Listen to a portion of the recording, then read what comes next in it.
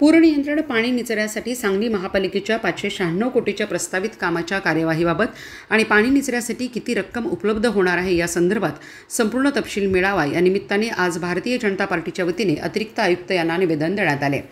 पूर आपत्ती नियंत्रण अंतर्गत पूर्व पावसाच्या साचून राहणाऱ्या पाण्याचा निचरा होण्यासाठी सांगली महापालिकेच्या 596 कोटी रुपयांच्या प्रस्तावित कामांना शासनाच्या महसूल आपत्ती व्यवस्थापन विभागाने प्रशासकीय मान्यता दिली आहे।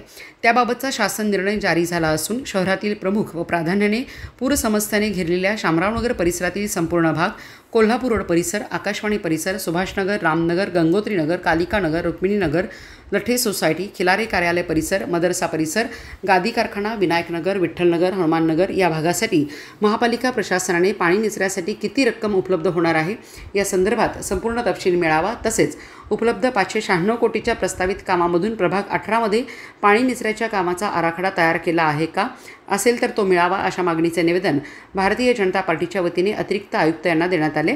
यावेळी जिल्हा उपाध्यक्ष अमर पडळकर, गाथाताई जगदाळे, शहाजी भोसले, सुमित शिंदे, राजू नलावडे उपस्थित होते। महाराष्ट्र शासनाने पूर नियंत्रणाच्या व्यवस्थापनातून सांगली महानगरपालिकेला 596 कोटीचं पूर नियंत्रणतर्फे पैसे वर्ग करण्याचा वर्ल्ड बँकेकडून निश्चित झालेला आहे। त्या टेंडरमध्ये कशा प्रकारच्या पाईपलाईन्स असतील की भोबे गटार असतील किंवा कुठं पंपिंग स्टेशन येतील या संदर्भातील जो काही आराखडा आहे तो आराखडा हा नागरिकांच्या समोर हा अधिकाऱ्यांनी मांडायला पाहिजे। तो अजूनपर्यंत मांडलेला नाही आहे। या संबंधित आज आम्ही प्रभाग 18 मधील सर्व नेते मंडळी आणि कार्यकर्ते सर्वजण मिळून या ठिकाणी उपायुक्तांना भेटलो आहे आणि उपायुक्तांना विनंती केली की लवकरात लवकर त्याचा अगोदर सादरीकरण हे नागरिकांच्या समोर झालं पाहिजे आणि त्या सादरीकरणात ज्या काही सूचना असतील तर त्या सूचना त्यांनी लवकरात लवकर निवडल्या पाहिजेत। अशा प्रकारचं निवेदन घेऊन आम्ही आज अमरभाऊ असतील, राजूभाऊ असतील, शाजी काका असतील हे सर्वजण आलो होतो।